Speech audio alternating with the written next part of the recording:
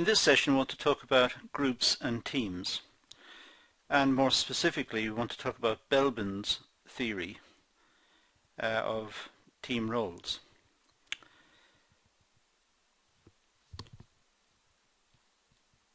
Belbin was concerned with team roles. He developed 9 team roles which he believed contributed to effective and successful teams.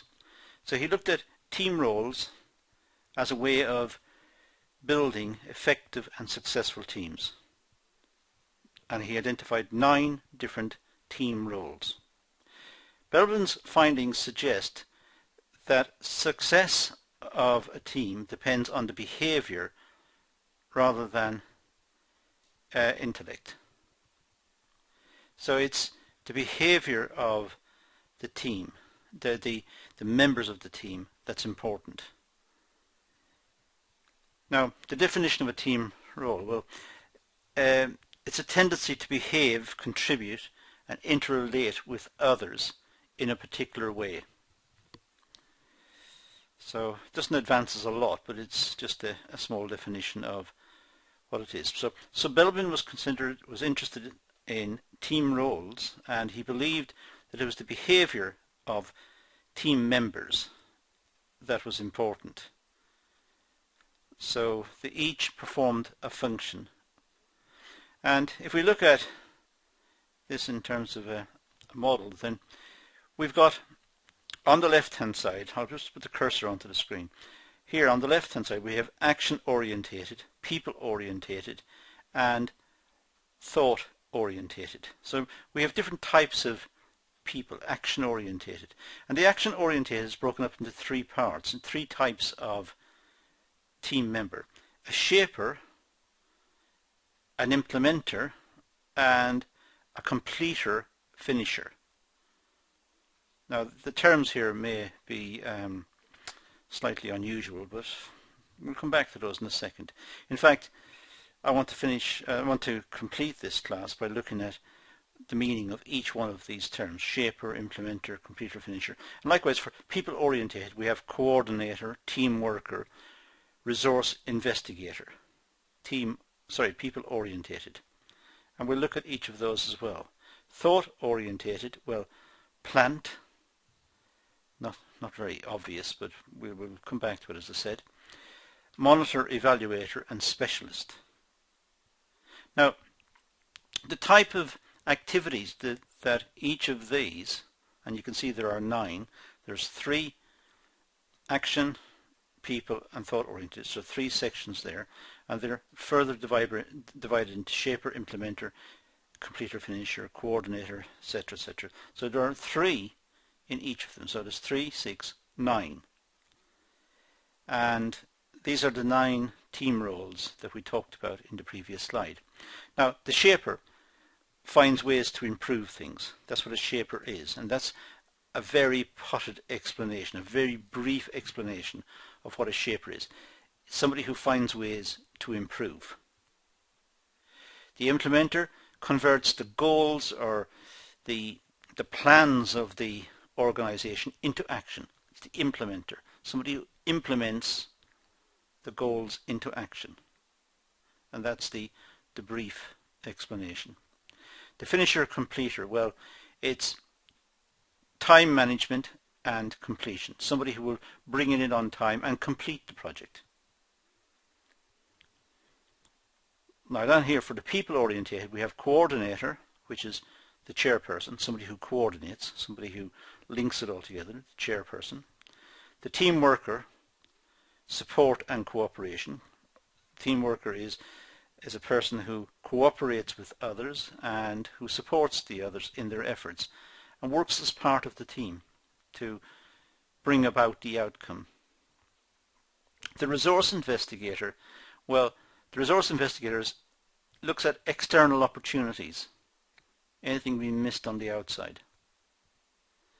And then we go to the thought orientated. The plant, for example, brings in new ideas. The plant is the person who brings in the new ideas. The monitor evaluator evaluated performance, and a specialist who provides the specialist skills, for example accountancy or legal advice or engineering advice about particular things. Now this slide is actually quite useful, and you may want to stop the video and copy this out, because these very brief explanations of the terms here are quite good. They're a good way of viewing what is a shaper or a plant or a coordinator. Just make a note of them, because it's a quick way of looking at this. However, what I want to do in the rest of this video is to go on and talk about each of these in slightly more detail. We'll start with the top one, the shaper. Well, the shaper is an individual who has ability to challenge team members to improve. So the shaper is constantly looking for ways to improve the situation, improve the workflow, improve the methods that are deployed in trying to bring about the outcome. Very extrovert person.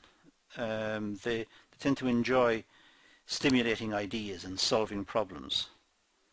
Very open and extrovert, very lively sort of personality, but always playing with ideas and trying to solve problems. And also someone who can keep the group intact, somebody who can facilitate the group, someone who can help the group to stay together. There's an element of charisma perhaps about the shaper, and the rest of the team can follow behind the shaper and then will coalesce behind the shaper. So the shaper is someone who can keep the team intact. And the shaper also looks at all the possibilities within the group before a final decision is made. Someone who is careful, looks at all the possibilities and can analyze the situations very clearly and communicate the findings of any analysis of the group or the performance of the group or the way the group is going about its job. So very clear communicator. Challenges and overcomes obstacles, motivates the individuals. So the shaper is, as I said, constantly challenging the way things are done and overcomes any problems that are encountered and motivates everyone to say, you know, the problems that are confronted, well, these can be fixed and we will deal with those. So it's a very positive attitude moving forward. These individuals can at times become argumentative and offend other members of the group. Inevitably, if they've got strong opinions and if that's their personality and they're quite extrovert and they're constantly looking to change the status quo, change the way it's done now, inevitably they're going to lead to arguments and it's going to cause offence to others.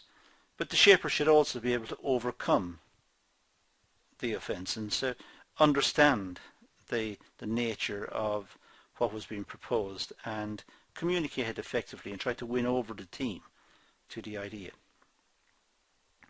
So that's the shaper. The implementer, well, implementers are the individuals who get the job done. These are the ones who actually convert the ideas into practice. They have the ability to convert ideas into action plans. They're hard-working, efficient, disciplined, reliable, and organized. They're implementers. They go about doing the task, converting the idea into an actual outcome.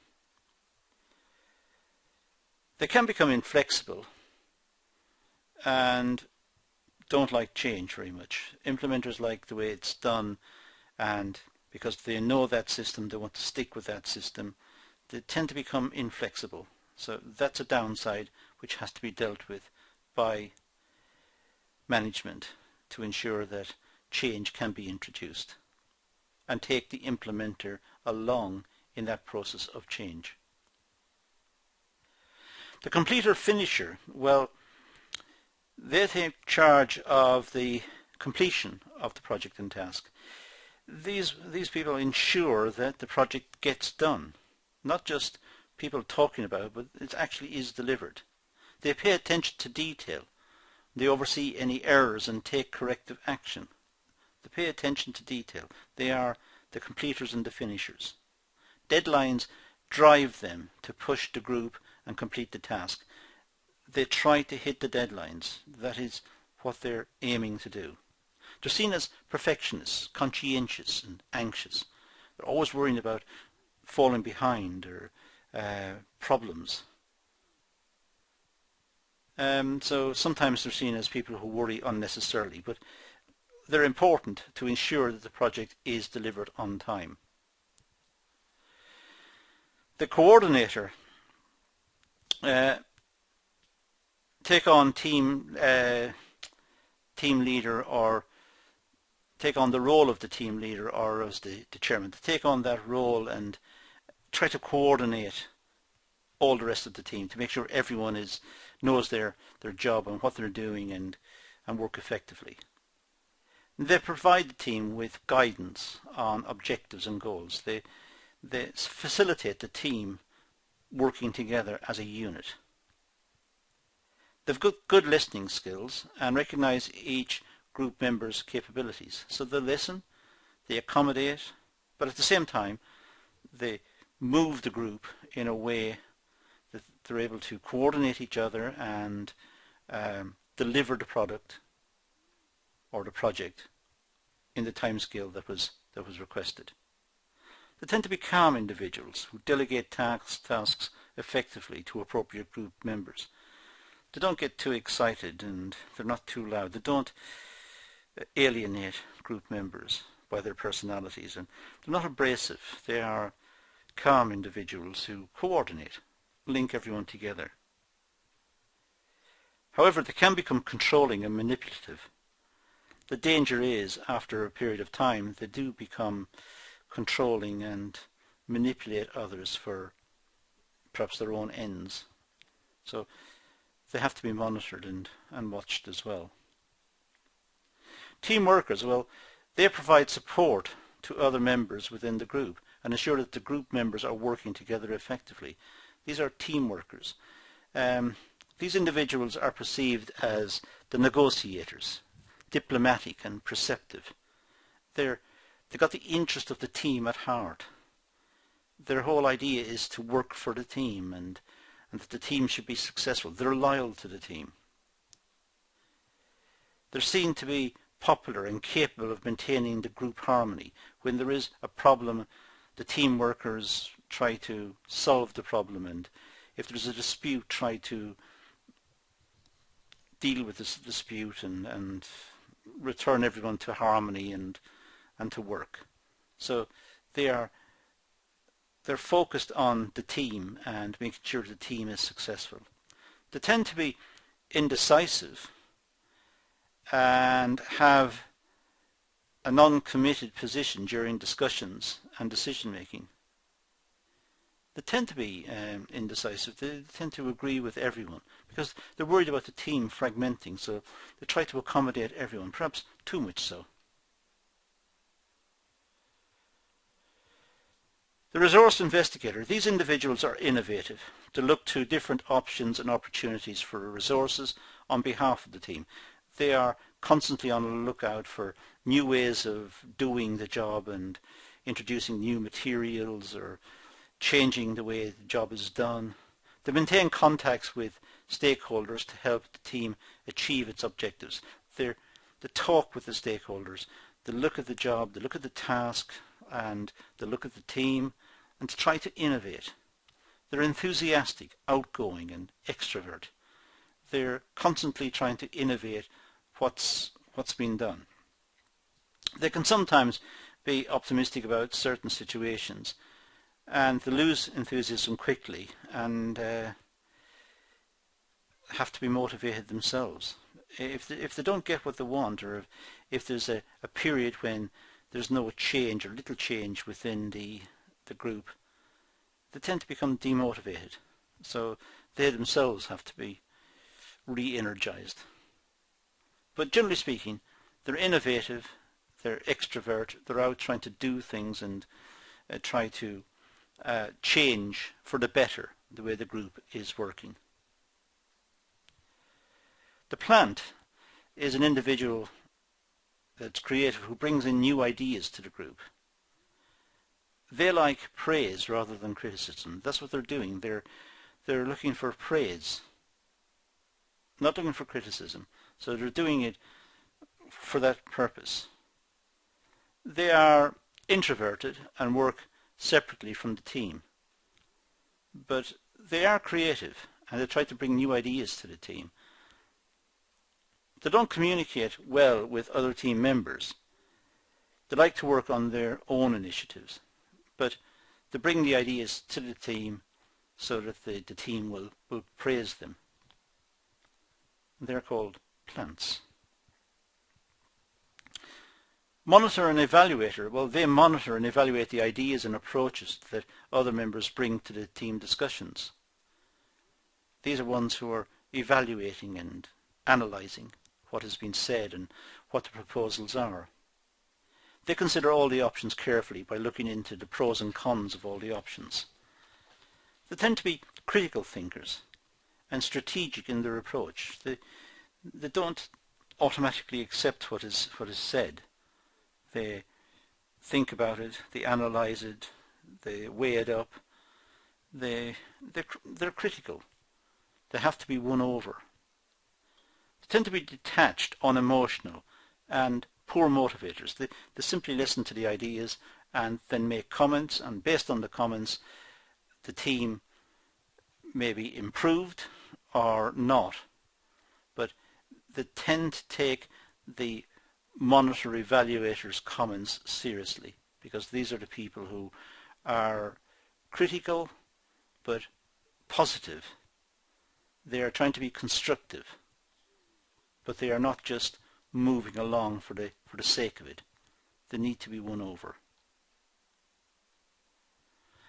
Finally, there are the specialists. These are individuals who have knowledge that's required to get certain jobs done. They have the skills and capabilities in certain areas which give them a higher authority over other group members. Their role within the group is to know the answers, causing them to limit their contributions. That's what they tend to do. They tend to answer on their expertise. So depending on the nature of the group, if there is an engineer with a particular expertise, he or she may speak only about aspects of the work that relate to that expertise, or may make little contribution outside it. They may make some, but perhaps not a lot. They're specialists. But their presence in the group is very important because they answer the questions.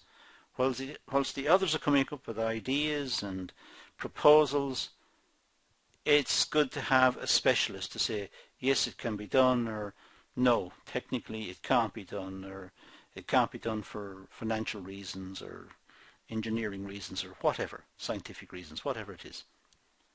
So the specialist is an important member of the group.